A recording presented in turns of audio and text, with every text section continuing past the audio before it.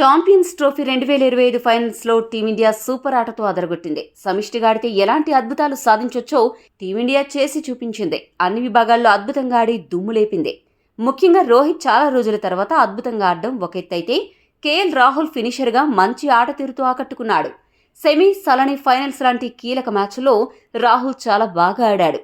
ఇక మ్యాచ్ అనంతరం కేఎల్ రాహుల్ తాను 6వ స్థానంలో ఆడడంపై కీలక వ్యాఖ్యలు చేశాడు. రాహుల్ ఏమన్నాడంటే, ఈ మ్యాచ్ జరుగుతున్నప్పుడు చివర్లో నేను చాలా భయపడ్డాను. అయితే ఇలాంటి కీలక సమయాల్లో పెద్ద మ్యాచుల్లో స్థిరత్వం చూపడం చాలా ముఖ్యం. అది సులభం కాదు. కానీ ఈసారి గెలిచి లైన్ దాటినందుకు చాలా సంతోషంగా ఉంది. ఈ టోర్నమెంట్లో నాకు మంచి సమయం దొరికింది. పెద్ద మ్యాచ్లకు సిద్ధం కావడానికి ఇది సహాయపడింది.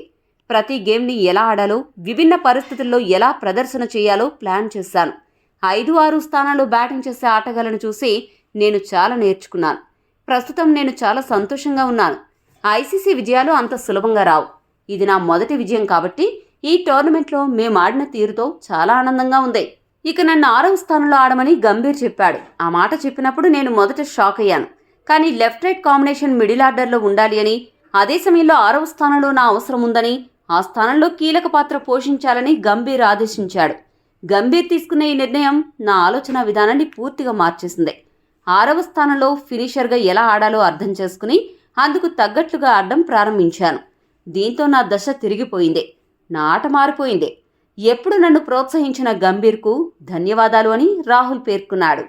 ఈ వీడియో మీకు నచ్చితే లైక్, షేర్, కామెంట్ చేయండి. మరిన్ని స్పోర్ట్స్ అప్డేట్స్ కోసం మా ఛానల్ను సబ్స్క్రైబ్ చేసుకోండి.